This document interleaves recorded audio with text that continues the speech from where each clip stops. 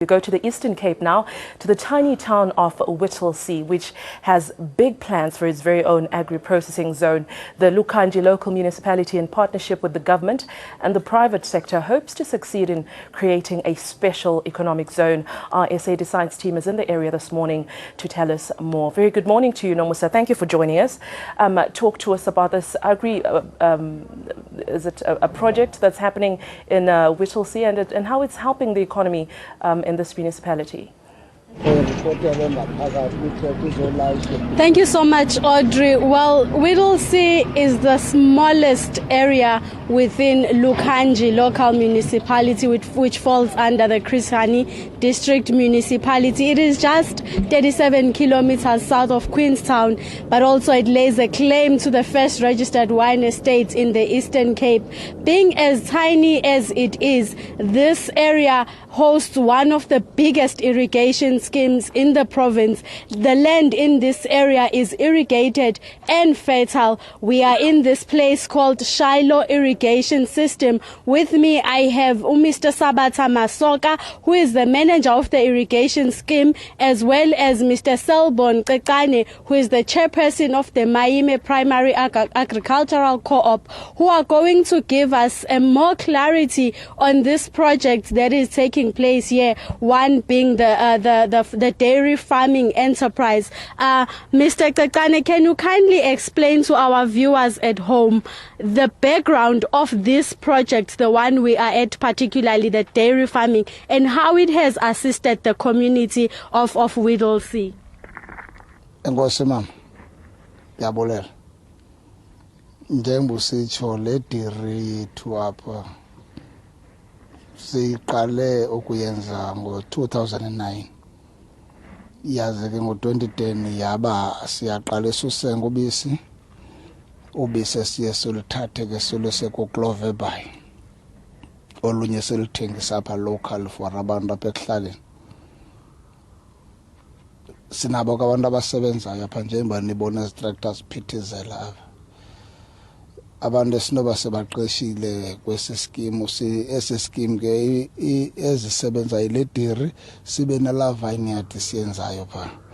Abantu bebonke esinoba sebaqeshile ba more than 50 bebonke apha abasebenzayo. Sincedwa ke ngurhulumente kaChrisani, umasipala no Department of Agriculture, ngabona abantu banegalelo kakhulu, ngakumbi umasipala ngoyena kusixhasa kwinto yonke njengoba kusetyenzwa phana kula grapes sibhatalelwa ngumasipala pha uChrisani ngala program ka-EPWP. Well, thank you so much, Mr. Kekana. Well, Audrey, that was Mr. Kekana explaining that they have received assistance from government and also the municipality to make sure that this scheme is a success. As a dairy, they employ more than 50 people, which are local people. So they are also assisting in terms of eradicating unemployment in the area. Mr. Masoga will explain to us the other projects that are within the scheme, because the scheme has different projects that exist within it. Mr. Kekane, can you kindly explain to us, Mr. Masoga rather, can you kindly explain to us what other projects exist within the scheme and how are they assisting the community? Yes, thanks very much.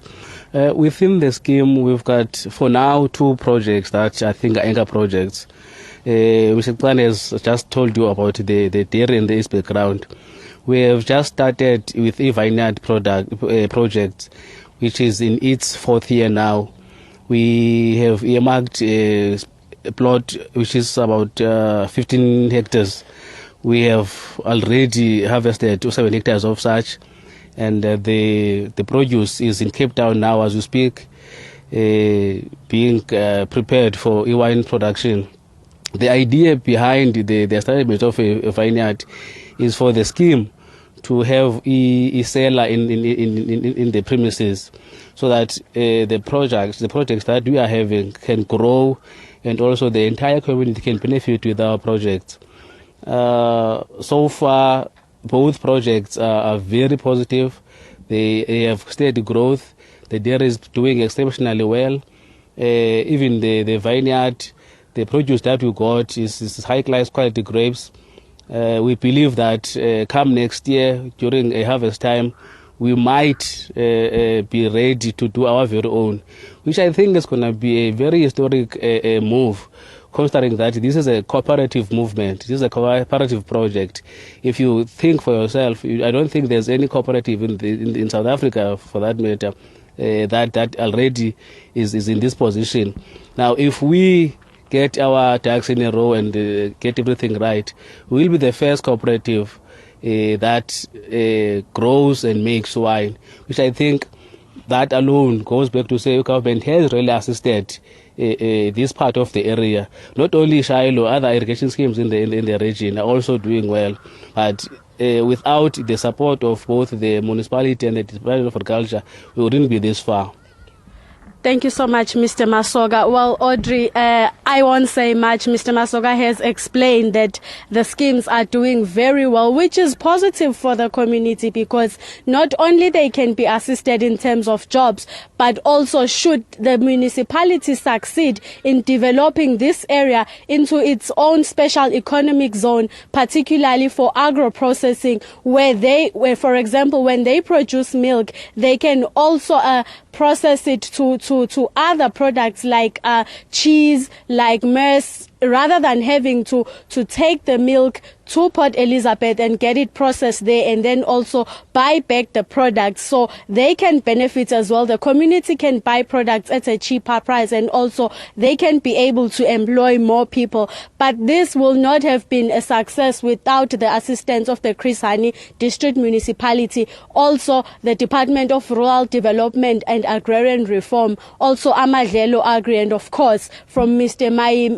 Kekane, who is from Shiloh Farmers Cooperative. But lastly, Audrey, I would like to mention that this area of this scheme has made it possible for many people to find employment, as this particular farm, it has 930 animals which are producing over 14,000 liters of milk per day. So you can understand, Audrey, that it is quite an overwhelming work. So more people are employed. Back to you, Audrey. I'm getting overwhelmed just from listening to you. It's obviously a very successful project there.